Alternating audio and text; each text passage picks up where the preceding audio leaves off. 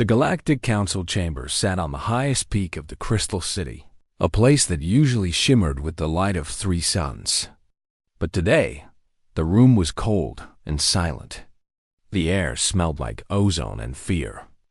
Around the large, round table sat the leaders of 100 worlds. They were creatures of great power and height. Some had scales, some had fur, and some were made of living stone. Usually, they argued about trade borders or taxes. Today, they did not speak.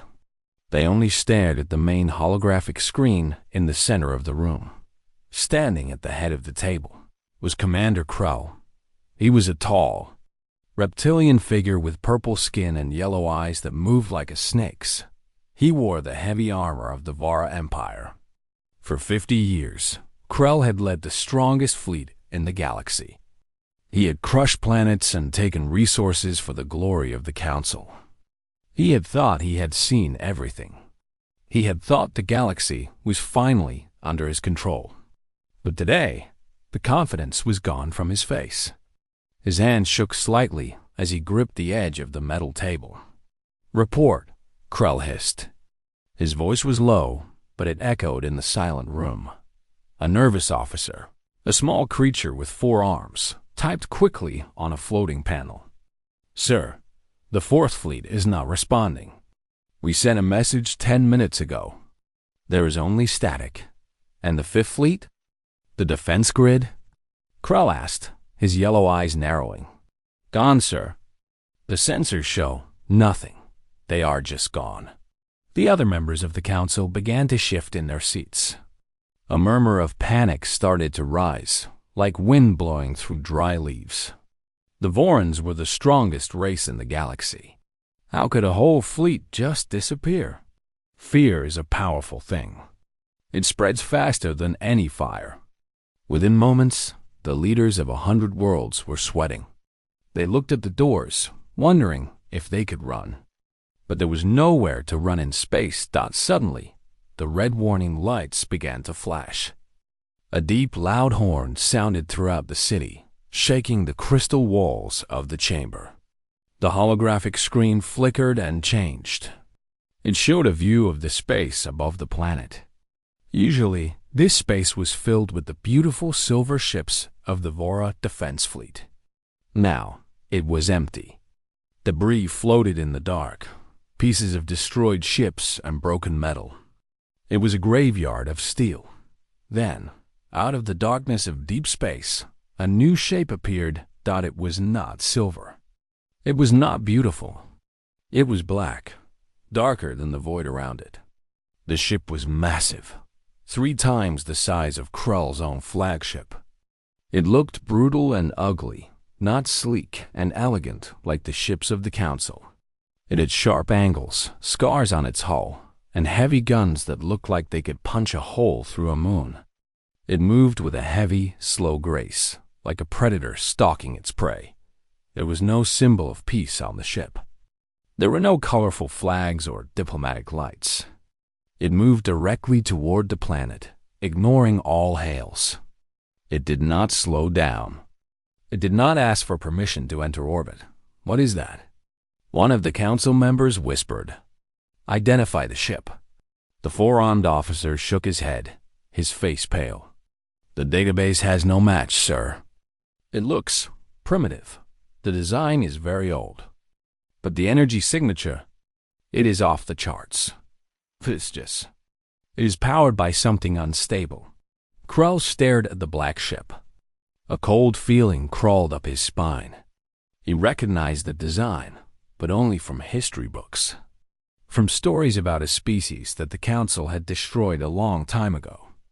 A species that was supposed to be extinct. "Open a channel," Krell ordered. "I want to speak to them." The officer shook his head harder. "I can't, sir. They are jamming us." "No, wait. They are sending a transmission. It is an old Earth frequency. Very basic radio waves." "Put it on the screen," Krell said. The hologram shifted. Instead of a map of the stars, a face appeared. It was a human face. He was a male, looking to be in his late 40s.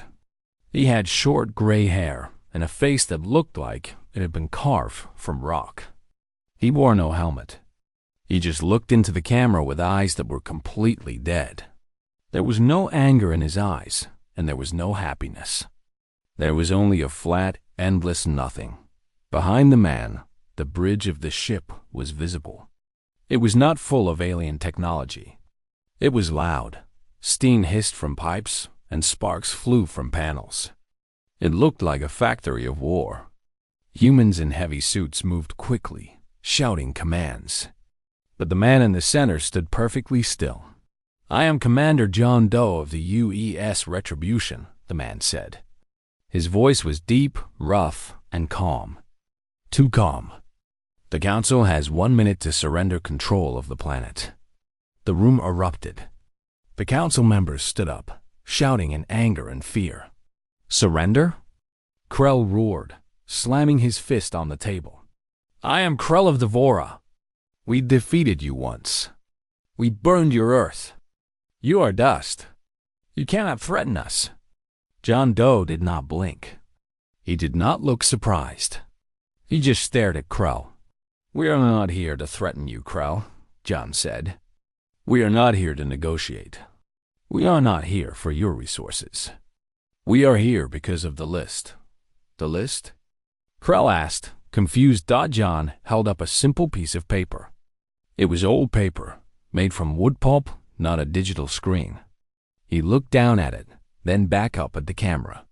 "This list has 3 billion names on it," John said softly. "Every man, woman, and child your empire slaughtered. Every colony you burned. We have been waiting in the dark for a long time, rebuilding, preparing. And now the debt is due." On the screen, behind John, the humans on the bridge stopped moving. They turned to look at the camera.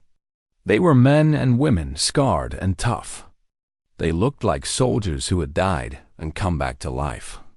"You have 1 minute," John repeated, "or we start the purge." Krell laughed, a nervous, hissing sound. "You have 1 ship against our planet. We have thousands of ground troops. Our shields are strong. You are mad." John didn't answer. He simply looked at his watch. A simple, old-fashioned watch with a ticking hand. He waited. 50 seconds. "Fire on that ship." Krell screamed at his officer. "Target them." "Sir, I can't." The officer cried. "They are broadcasting a virus. It is locking our targeting systems. The ground cannons are offline." 40 seconds. The council members were panic-stricken now. They tried to run for the exits, but the heavy crystal doors were locked. 30 seconds. John looked at the camera one last time. "You forgot the first rule of humanity, Krell. We don't stay down. And when we come back, we bring the fire." The screen went black dot in the silence of the council chamber. Krell looked up at the sky through the crystal ceiling. The black ship had moved into position. The bottom of the ship opened up. It looked like the mouth of a giant beast opening to feed. "What are they doing?" Krell whispered on the bridge of the U.S. Retribution. Tom stood next to John. Tom was younger, with messy brown hair. He looked at his screen, where a bright red button was flashing. He didn't look like a killer. He looked like someone who was tired of running. "Coordinates locked, Commander," Tom said. His voice was flat.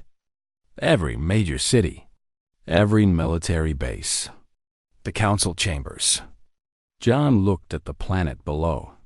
It was beautiful, but to him, it was just a graveyard waiting to be filled. "Execute," John said. Tom pressed the button high above in the sky. The black ship didn't fire lasers. It didn't fire bombs. It dropped long, thin rods of tungsten metal. They fell from space, pulled by gravity. They had no engines, no explosives. They were just heavy metal. But falling from that height, moving 10 times faster than sound, they were the most dangerous weapons in the universe. The council looked up. They saw the streaks of fire in the sky. For a moment, they looked like shooting stars. Beautiful, fast, deadly. Krell froze in terror. He realized too late that this was not a battle. It was an execution. Humanity had not come to fight. Humanity had come for total annihilation. The streaks of fire in the sky did not disappear like ordinary shooting stars. They grew brighter. They grew louder. A deep humming sound began to vibrate through the crystal city, a sound that felt like a drum beating inside the chest of every living creature. On the bridge of the UES Retribution, the crew watched the monitors with cold eyes. They were not cheering. They were not smiling. They were simply doing a job that had been 40 years in the making. Tom sat at his tactical station, his fingers dancing over the keys. The screens around him glowed with green light, showing the trajectories of the falling rods. They were just simple slabs of metal, but they were moving so fast that the air in front of them turned into plasma. Impact in 10 seconds, Tom said. His voice was calm. He took a sip of lukewarm coffee from a mug that had a chipped rim dot in the council chamber below. The panic had turned into pure chaos. Council members were knocking over their chairs, trying to hide under the heavy table. Commander Krell stood frozen, his yellow eyes wide, staring at the ceiling. He was a soldier. He knew kinetics. He knew what happened when a 2-ton object hit a planet at hypersonic speed. Shields! Krell screamed. Raise the planetary shields. A technician at the back of the room shook with fear. The system is not responding, sir. The virus from the human ship has locked us out. We are defenseless. The humming sound became a roar. It sounded like the sky was tearing apart. 5 seconds. Tom announced on the ship. Then. The world ended. It did not end with a bright flash of light like a nuclear bomb. It ended with a thunderclap that shattered the crystal ceiling of the council chamber into 1,000,000 diamonds. The first rod hit the military district 3 miles away. The ground jumped. Buildings that had sank for 10,000 years turned into dust in a blink. The shock wave traveled faster than the speed of sound, flattening everything in its path. On the bridge of the human ship, the deck plates vibrated. John Doe stood with his hands clasped behind his back. He watched the tactical map. Red dots, representing alien cities, were blinking out one by one. There were no explosions on the screen, just disappearing data. City 1 is gone, Tom said, reading a report. Structures leveled. No survivors in the blast radius. Move to the next sector, John said.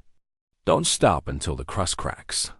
Down on the surface, Krell was thrown to the floor. Dust and smoke filled the room. He coughed, trying to breathe, but the air tasted like burned rock and blood. He crawled out from under a pile of debris. His beautiful purple uniform was torn and covered in gray dust. He looked up. The ceiling was gone. He could see the black sky. And he could see the rain dot. It was a rain of fire. More rods were falling. They hit the ocean, sending walls of water miles high into the air. They hit the mountains, flattening peaks into plains. They hit the power plants, cutting the lights to the entire continent. The aliens had always prided themselves on their ground armies. They had the best tanks, the best walkers, and the best soldiers. But none of that mattered. You cannot shoot a gun at a rock falling from space at 10 times the speed of sound in the streets below the tower. The aliens were running. They were screeching and wailing. They had conquered many races, but they had never seen war like this. The humans were not landing troops. The humans were not trying to capture territory. They were simply deleting the map. A massive rod struck the city's central shield generator. Since the shields were down, it punched a hole directly into the planet's mantle. A geyser of magma shot up, destroying the western part of the city. The heat was so intense that Krell could feel it even from the top of the tower. Krell pulled himself up. He found his communication device and tried to call his generals. General Gore. General Gore, answer me. Static. Just static. They are all dead, a voice whispered next to him.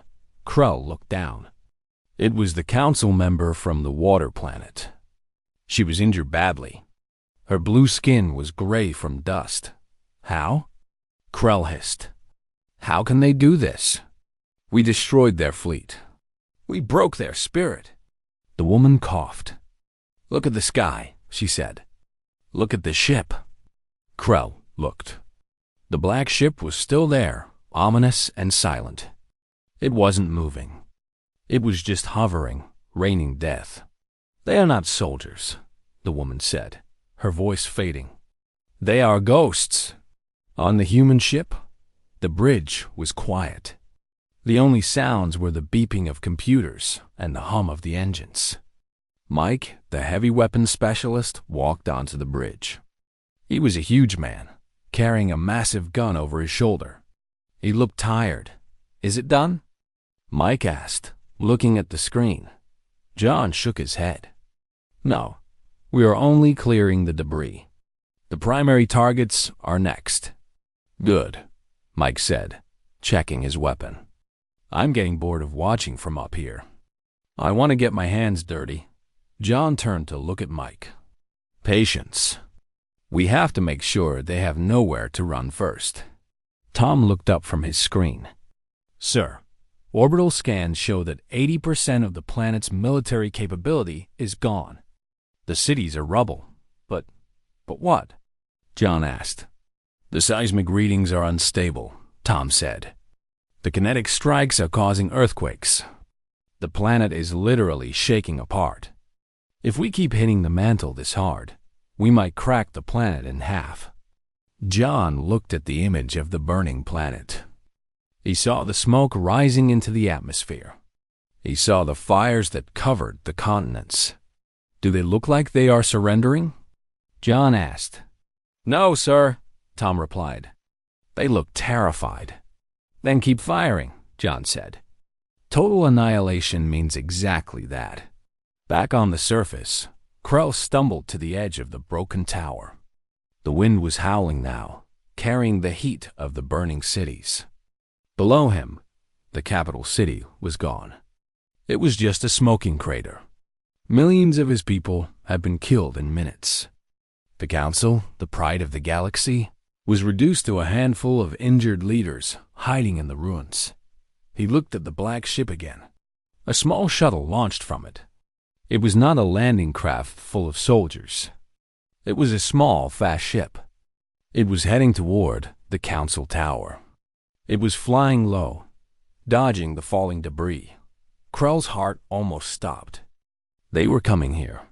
They are coming to kill us, Krell whispered. But as he watched, he realized something. The shuttle wasn't shooting. It was just flying fast. It was a message.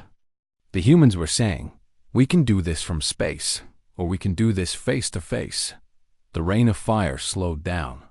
The last of the rods fell, destroying the last of the major power grids.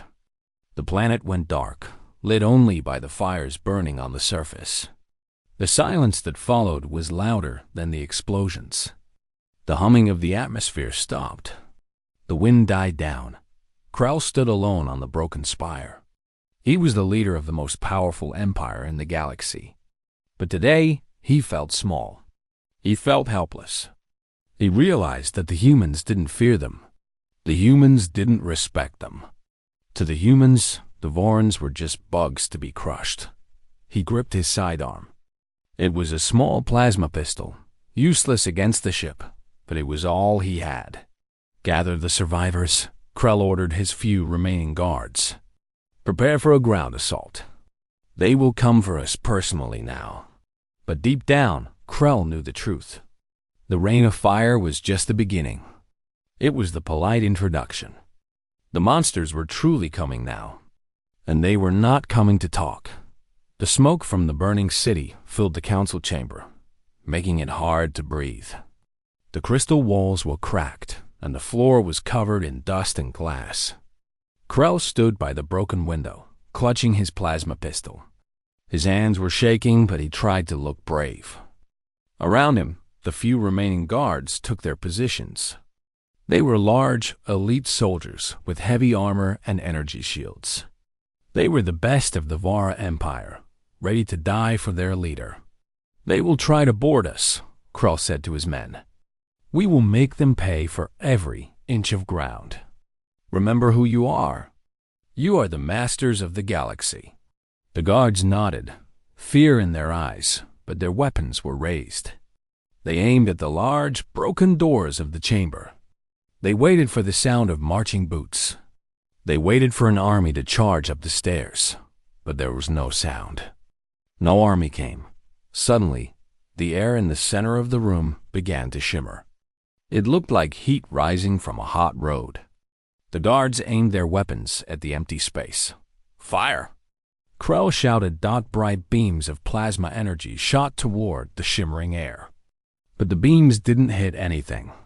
They passed right through and hit the far wall. The shimmering air got brighter, brighter and brighter until it was blindingly white. Then, with a loud crack, the air tore open. 3 shapes dropped out of the hole in reality. They didn't use the doors. They didn't walk up the stairs. They appeared right inside the room, just 10 feet away from the council table. The light faded, and the smoke swirled around them. The guards stopped firing for a second, confused. They looked at the intruders. They were humans. They did not wear the sleek, high-tech armor the aliens expected. They wore bulky, industrial exoskeletons that looked beat up and dirty. The metal was scratched and stained with old oil. These were not the shiny soldiers from the propaganda videos. These looked like workers from a deep space mine, or mechanics from a scrapyard. But the scariest part was what they carried. One human, a large man with a thick beard, held a massive gun. It was a rotary cannon, 6 barrels spinning, heavy and black. He didn't hold it like a rifle. He held it like it was a toy. The second human was a woman, tall and thin, holding 2 long blades that glowed faintly blue. The third was another man, medium height, holding a strange metal container. The aliens recovered from their shock. "Kill them!" Krell screamed. The guards fired again. This time, the plasma blasts hit the humans. But the plasma splashed against the heavy industrial armor like water on a hot stove. The humans didn't even move. They didn't try to dodge. The big human with the beard, whose name was Mike, smiled. It was not a nice smile. It was the smile of a predator who had finally caught its prey. "Is that all you got?" Mike laughed. He pulled the trigger. The sound was deafening. It was a heavy, thumping sound, faster than a heartbeat. Asterisk brrrt. The stream of heavy metal tore through the air. The first 3 guards didn't even have time to scream. The heavy rounds punched through their energy shields, shattered their armor, and threw them backward into the wall. The aliens were strong, but physics is physics. Nothing survives a hit like that. The other guards charged, roars of anger coming from their throats. They pulled out heavy energy swords, running fast. The woman, Lisa, stepped forward. She moved differently from the others. She was fluid, like water. She didn't fire a gun. She spun around the first guard, her blue blades flashing in the smoky air. Swish, swish. The guard fell, his armor cut clean through. She ducked under a swing from another alien, stabbed upward, and then kicked the alien away. She didn't look like a soldier. She looked like a dancer of death. She moved faster than the aliens could see. Their eyes couldn't track her movements. To them, she was a blur of steel. Krell watched in horror. His elite guards were dying. They were the strongest warriors in the system, and they were falling like dry leaves. The humans were not fighting fair. They were fighting to kill, quickly and efficiently. Mike walked forward, the gun still spinning. He blasted the remaining guards near the door. They tried to hide behind the thick stone pillars. but the heavy rounds ate through the stone like it was paper. Dust and stone chips flew everywhere. "Clear!" Mike shouted. His voice was rough and loud. The third human, Tom, placed the metal container on the council table. He pressed a button on the side, and a small hologram projected into the air. It showed a map of the galaxy. Red dots were appearing on hundreds of planets. Krell backed away until he hit the wall. He looked at the woman, Lisa. She was cleaning her blades on the fur of a dead guard. She didn't even look tired. "Who are you?" Krell whispered, his voice cracking. "Demons?" Lisa looked up. Her eyes were cold. "We are just people, Krell. You made us this way." John Doe walked through the teleportation hole, which was still shimmering behind him. He stepped over the bodies of the alien guards. His heavy boots crunched on the glass. He looked around the ruined council chamber with disgust. He walked up to Krell. The alien leader was tall, but John looked him in the eye without fear. John was wearing the same heavy armor, but he carried no weapon in his hands. He didn't need one. "You destroyed our cities," John said quietly. The room was so silent now that everyone could hear him. "You put us in camps. You tested your drugs on our children. We gave you mercy." Krell stammered. "We could have killed you all. We let you live." John nodded slowly. "And that was your mistake. You should have finished the job, because we spent every day since then thinking about this moment. We didn't build new ships to explore. We built them to hunt you." John pointed to the map Tom had projected. "Look, Krell," John said.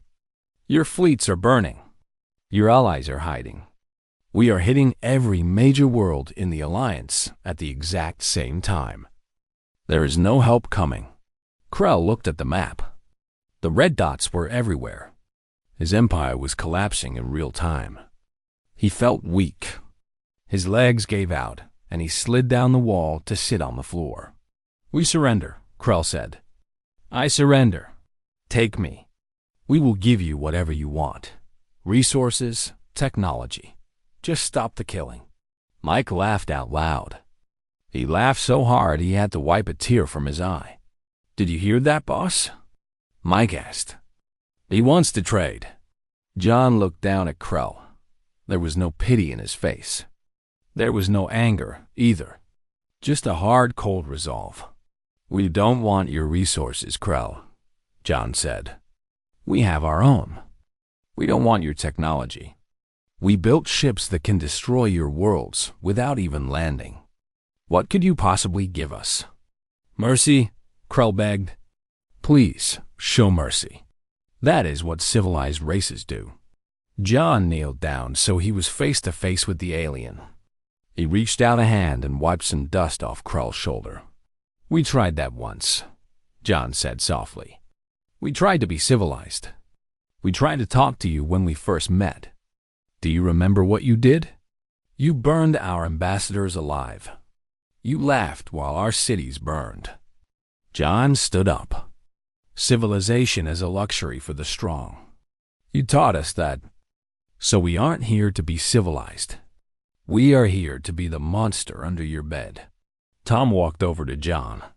"The ship is ready, Commander. The orbital bombardment is paused, but the weapon is charging up again." Krell's eyes widened. "Weapon? What weapon?" "It's called a glasser," Tom said casually. "It's going to melt the crust of this planet. It won't just kill you. It will turn this entire world into a sheet of glass. There will be no history, no ruins, just smooth glass." You can't," Krell gasped. "There are billions down there, civilians. They should have chosen better leaders," Lisa said from the shadows. John turned his back on Krell. "Take him to the teleport pad." Mike grabbed Krell by the throat and lifted him up easily. Krell kicked his legs, but it was useless. Mike was too strong, his mechanical arm giving him the strength of a machine. "Where are you taking me?" Krell screamed. "To your ship? To trial?" No trial, John said, walking toward the shimmering air. No prison.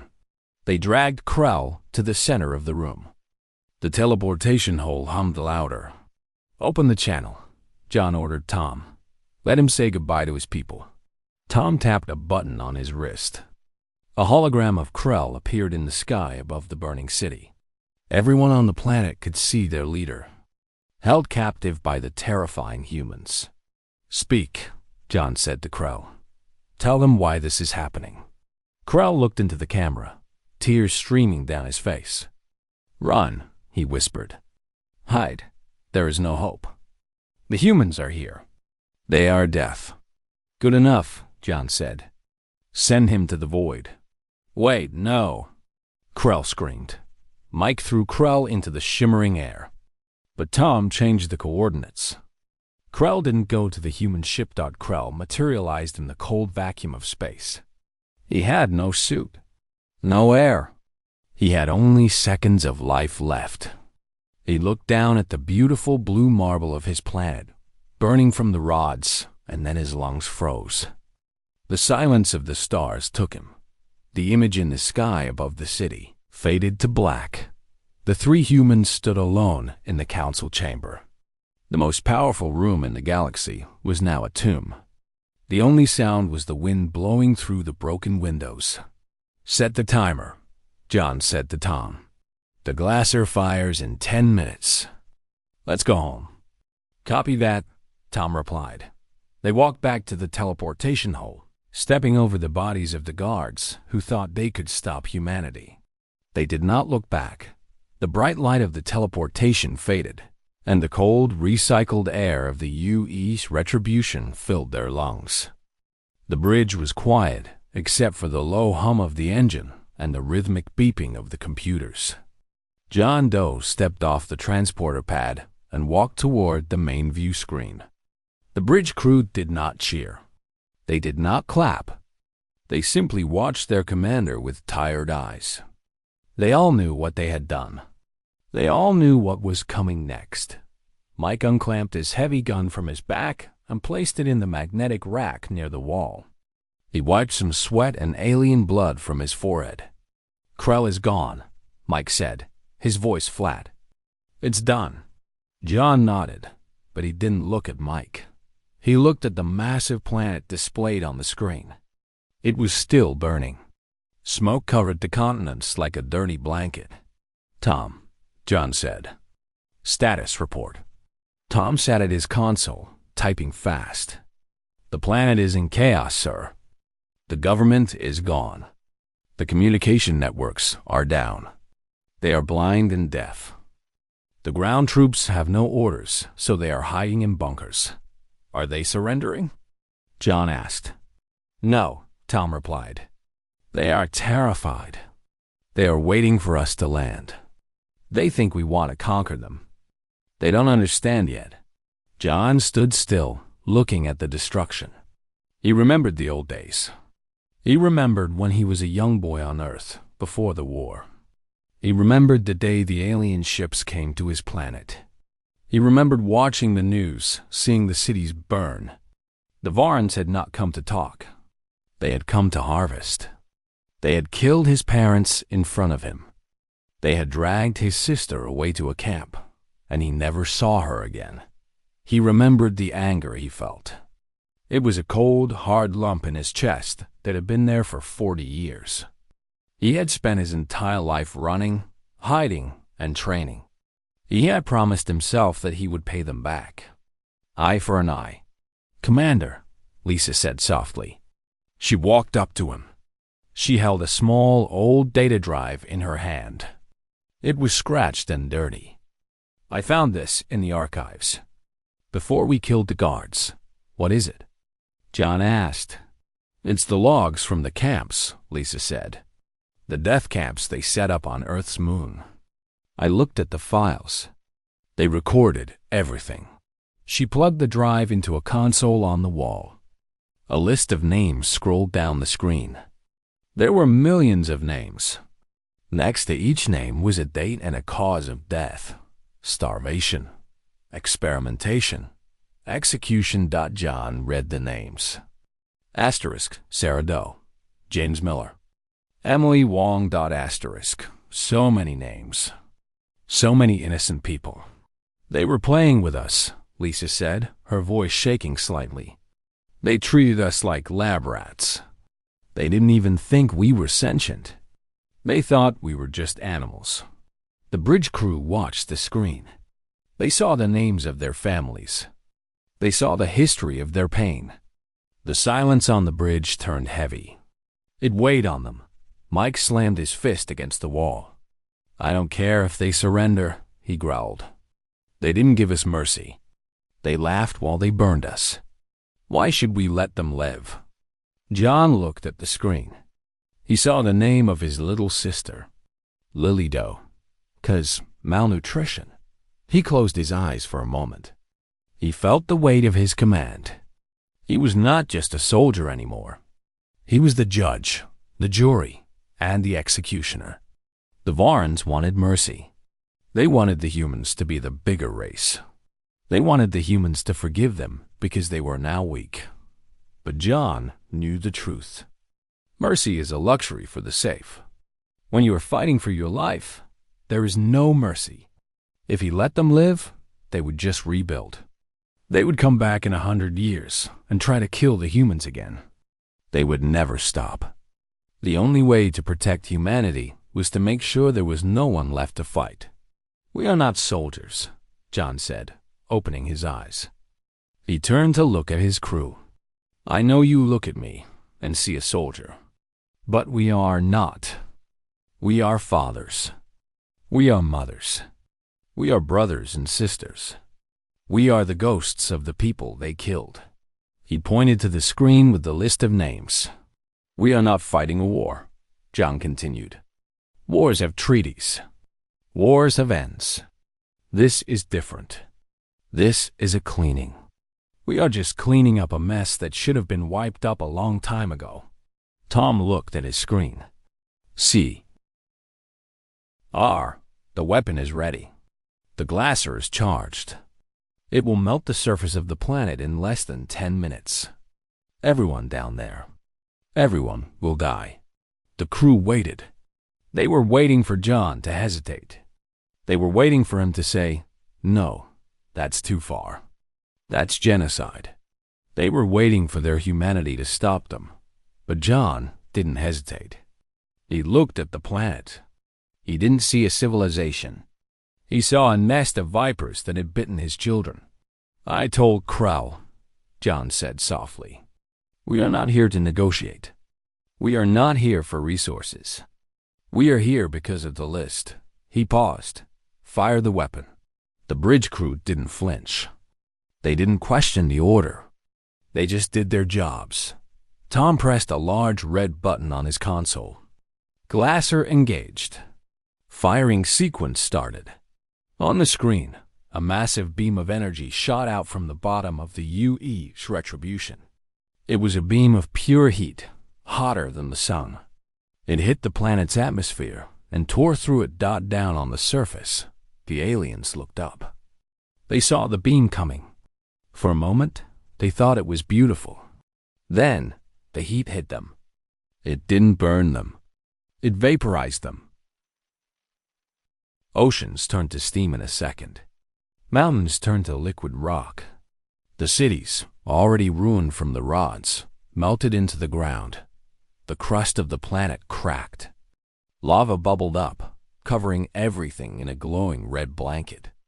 The screams of billions of people were silenced instantly. There was no pain, because the heat was too fast. On the bridge, the light from the planet turned the room bright orange. The crew watched as the blue and green planet turned into a ball of yellow and red. It looked like a ball of molten glass. Target confirmed, Tom said. Structures are gone. Life signs are zero. The planet is melting. John watched the planet die. He felt nothing. No joy, no sadness. Just relief. The pain in his chest was gone. The list was avenged.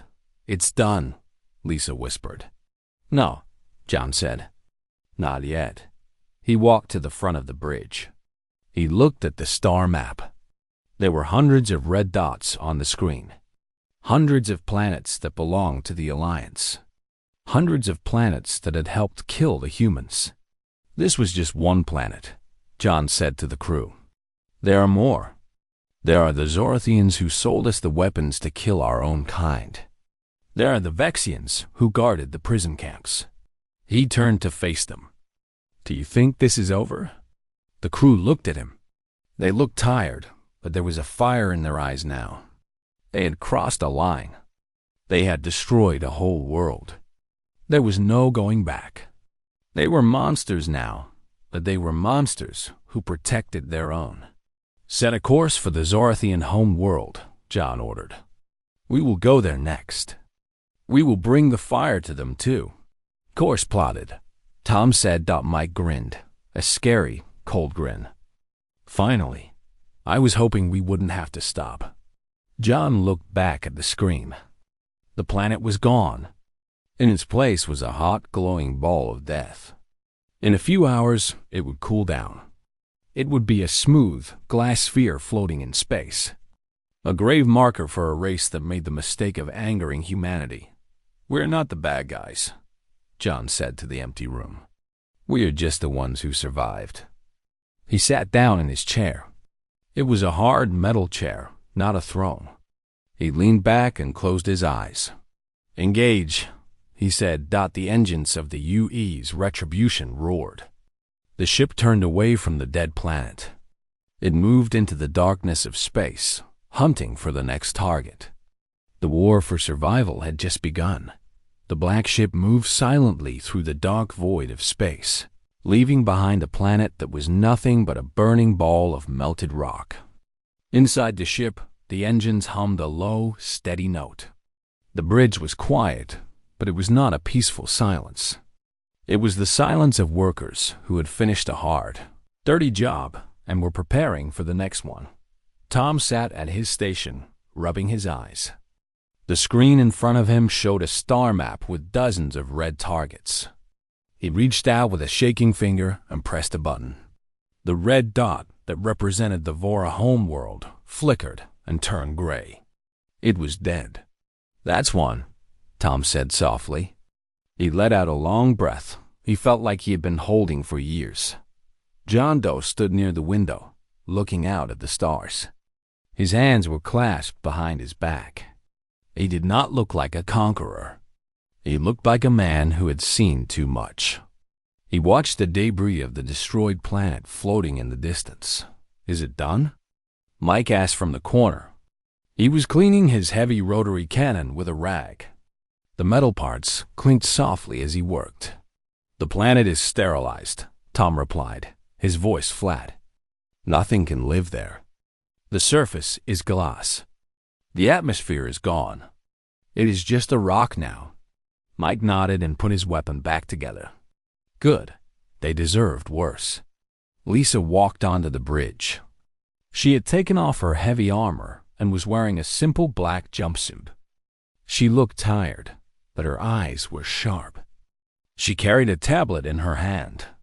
She walked up to John and handed it to him. The list, she said. John looked down at the tablet. It was a long, long list. Names of planets. Names of alien races.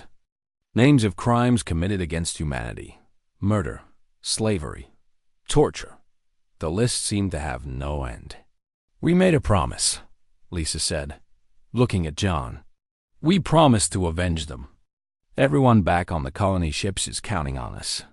John scrolled down the list. He stopped at a name about halfway down. Zorath Prime, the homeworld of the species that had built the prison camps. The species that had experimented on human children. We cannot stop at one, John said. He spoke quietly, but his voice carried across the bridge. If we stop now, they will think it was an accident. They will think the Vora were just unlucky. The rest of the galaxy needs to know. They need to know that humanity is not a victim anymore. He looked up at his crew. They need to know that we are the judge. Tom typed a command into his console. The star map shifted. The ship turned its huge, jagged nose toward a new sector of the galaxy. Course set for Zorth Prime, Tom announced. It will take 3 days to get there at maximum speed. 3 days, John repeated. We should rest. It will be hard work when we arrive. The crew knew what he meant. They would have to do this all again. They would have to rain fire, break the shields, and destroy a world. It was a heavy burden. But no one complained. No one said no. They were the only ones left who were willing to do what was necessary. As the ship traveled through the stars, the crew tried to sleep, but their dreams were filled with fire and screaming. They remembered the old Earth. They remembered the blue skies and the green grass. They remembered the way things used to be before the aliens came. But those memories were painful. They felt like ghosts haunting the ship. 2 days into the journey, the alarm rang. Not a battle alarm, but a communication signal. Tom sat up straight. Sir, we are receiving a transmission. It is coming from the Zorthian fleet. Put it on the screen, John said. The holographic screen flickered to life. An alien face appeared. This alien looked different from Crow. It had many eyes and a small circular mouth. It looked terrified. Behind the alien, John could see a massive fleet of warships. Hundreds of them, humans. The alien commander shrieked. I am High Commander Zal of the Zorthian Defense Force. We have seen what you did to the Vora. We saw the destruction. Why have you come here? John stepped forward to the camera. He did not wear his helmet. He wanted them to see his face. We are coming for you, Zal, John said simply. The alien's many eyes blinked rapidly. But why? The Vora were the aggressors. We only kept the prisoners. We never fought you. We surrender. We give you our ships, our technology, our worlds. Just do not fire. John looked at the alien with cold eyes. He remembered the camps. He remembered the cold needles and the starvation. He remembered the thousands of humans who died in Zorethian cages, crying for help that never came. You kept the prisoners, John said. You held our families in cages. You tortured them. You are just as guilty as the Vora. Maybe more. We were just following orders. Zal cried, Please! We are sending the surrender codes now. Do not kill us. Tom looked at John. Sir, they are powering down their weapons. They are opening their hangars. They are giving up. John stood silent for a moment. This was the moment that defined them. A civilized race would accept the surrender. They would take the technology and leave. A monster would kill them all. We promised total annihilation, Lisa whispered from the back of the room. John nodded. They surrendered because they think we are like them. They think we have rules of war. They think we will spare them if they bow down. He looked at the alien on the screen. Zal, you asked for mercy. Did you give mercy to the humans in your camps? When they begged for food, did you listen? When they begged for their lives, did you stop? The alien did not answer. It just trembled. No, John said. You didn't, and neither will we. Fire, John commanded. Tom didn't hesitate. He didn't check the codes. He didn't look for a treaty. He pressed the fire button.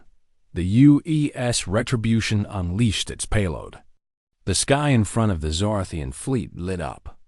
The humans didn't even slow down. They blasted through the defenseless ships. The huge Zorthian battleships exploded like balloons filled with gas. There was no battle. It was a slaughter.